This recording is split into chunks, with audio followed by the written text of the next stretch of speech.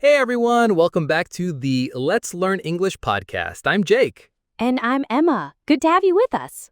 So today we're just going to chat, nothing too formal, about everyday stuff like what we do in our free time, how we talk to people, and even a bit about travel. Yeah, real life English. The kind of things people actually say when they're just hanging out or chatting with friends. And the best part? You'll learn 10 super useful English phrases, things native speakers say all the time without even thinking about it. And we'll explain them as we go. No boring lists, just natural convo. So, hey Emma, how's it going? Hi, Jake. Pretty good. How about you? Can't complain. It's been a busy week, but I'm doing all right. When Jake says, "How's it going?" he's using a casual greeting, meaning, "How are you doing?"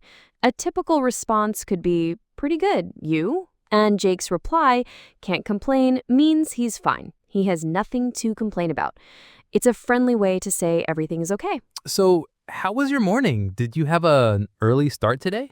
Oh, I am so not a morning person. It takes me forever to rise and shine. I hear you. I hit the snooze button like 3 times before I got up. I used the phrase rise and shine, which is a cheerful way to tell someone to wake up and get out of bed. Parents might say, "Rise and shine, it's time for school," to their kids. In Jake's case, getting him to rise and shine is a bit of a struggle. Definitely. I wish I could sleep in every day. Me too. On weekends, I sleep in until 9 or 10 a.m. whenever I can. To sleep in means to sleep longer than you usually do, or later into the morning. For example, I usually sleep in on Saturday mornings, means I wake up later than normal on Saturdays. We love to sleep in when we have no work. During the week, though, it's the same old grind for me. Same here. My daily routine is pretty much set.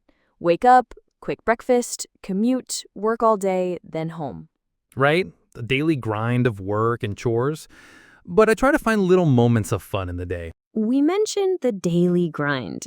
This means your everyday routine, especially the boring, tiring parts of work or life.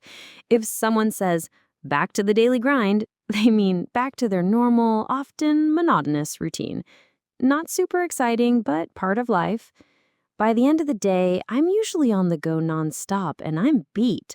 I sometimes don't finish everything I plan to do. Same. Yesterday, I was so tired, I decided to call it a day at 9 p.m. I just stopped working and watched TV. That sounds wise. No point in overdoing it. The phrase, call it a day, means to stop what you're doing, especially work, because you feel you've done enough or you're tired. You might say it after a long day, like, I'm exhausted. Let's call it a day. It basically means we're done for today. I think knowing when to call it a day is important. Work-life balance, right? Absolutely. After wrapping up the daily grind, you need time to relax. Speaking of relaxing, I'm so excited. I'm taking a short vacation next week. Really? That's great. Where are you headed? Just a weekend getaway to the mountains, a little hiking, nature, no emails. Nice. Sometimes you just gotta hit the road and get a change of scenery. For sure. I can't wait to hit the road on Friday afternoon. Hit the road means to leave or start a journey. It's a fun way to say you're departing. For example, "It's getting late. We should hit the road," means let's get going now. So when I say I'll hit the road on Friday, I mean I'll start my trip then. Do you have a lot to pack for your trip? Not really. I plan to travel light. Just a backpack with a few essentials. Good idea. It's just the weekend after all. To travel light means to travel with very little luggage. If you only bring a small bag, you're traveling light. This makes trips easier. She prefers to travel light with just a carry-on bag. Is something you might hear about a savvy traveler. I admire that. It took me a while to learn how to travel light. I used to pack way too much. Oh, I remember your huge suitcases. Speaking of suitcases, my friend Alex travels for work constantly. He practically lives out of a suitcase. Wow, that must be tiring. Saying someone lives out of a suitcase means they're traveling so much that they're always living with just the stuff in their luggage. In other words, they stay in one place only briefly and don't fully unpack. For example, during my business trip, I lived out of a suitcase for 2 months. It suggests a temporary, on the move lifestyle. I did that for a few weeks last year. Trust me, living out of a suitcase sounds more glamorous than it is. I missed home-cooked meals after a while. I bet. But travel does give great experiences. It's a nice break from our routines. By the way, on my last flight, I ended up chatting with the person next to me the whole time. Oh, yeah? Just making some small talk to pass the time? Exactly. We shot the breeze about the weather, our favorite travel spots. Nothing important, but it made the flight go by faster. That's the best. A little friendly conversation can make a long flight much more enjoyable. This phrase means to chat casually about unimportant things, basically to make small talk in a very relaxed way. If you shoot the breeze with someone, you're just having a friendly, idle conversation. For example, we sat on the porch and shot the breeze about our college days. It's a common informal phrase for passing time with conversation. Small talk can be fun.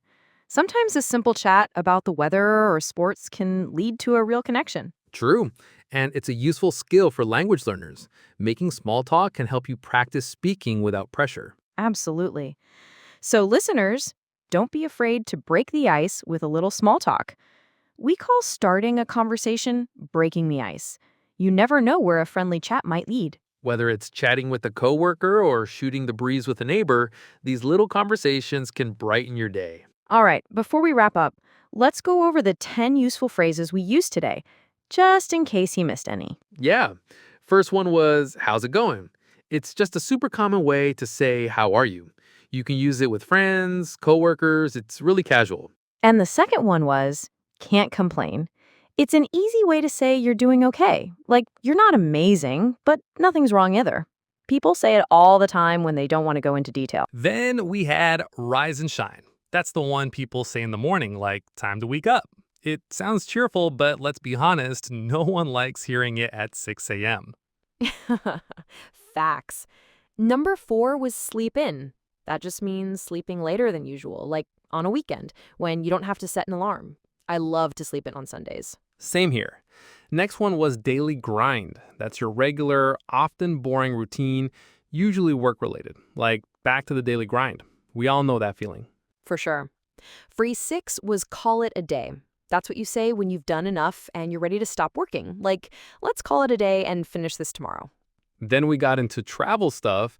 Number 7, hit the road. That just means to leave or start a trip. Like, let's hit the road early so we miss traffic. Right. And travel light means packing only the essentials. No big suitcase, just a backpack or small carry-on. Super helpful for short trips or if you hate dragging a big bag around. Phrase 9 was live out of a suitcase. That's when someone is always traveling, like they never unpack fully because they're constantly on the move. It's common for people who travel for work a lot. And finally, number 10, shoot the breeze. That's a fun one. It just means having a light, casual conversation about nothing serious, like chatting with your neighbor or a stranger on a plane. Yep, no pressure, no deep topics, just passing the time with friendly small talk. And those are your 10 real-life phrases from today's episode. Try using 1 or 2 this week and see how it feels. You got this. The more you use them, the more natural they'll sound. Practice makes progress. Great job, everyone. We covered a lot today. Daily routines, travel, and making small talk, all in one episode. And the phrases we talked about today, honestly, these are super useful in real life. Like, you can literally start using them in your next conversation. And hey, before you go, we'd love to hear from you. Leave us a comment and tell us your first name, where you're from, and maybe 1 or 2 English phrases you already use or just learned today. Yeah, don't be shy. We actually read every single comment, and it really means a lot to us. Plus, writing a comment is a great way to practice your English. Think of it like your homework for today, but fun. And if you enjoyed this episode, don't forget to subscribe to the podcast and give us a like or a thumbs up. It helps more learners find us. Oh, and one more thing. If you want help with your writing, we highly recommend using Grammarly. It's totally free and it checks your grammar, spelling, and even gives you tips to sound more natural in English. I use it all the time, actually. It's easy, just sign up and start using it right away. We've dropped the link below so you can check it out. And next week's episode is going to be packed with even more real-life English phrases, things you hear every day but maybe don't fully understand yet. Can't wait. Thanks again for hanging out with us today. We'll see you in the next one. Bye. Bye for now.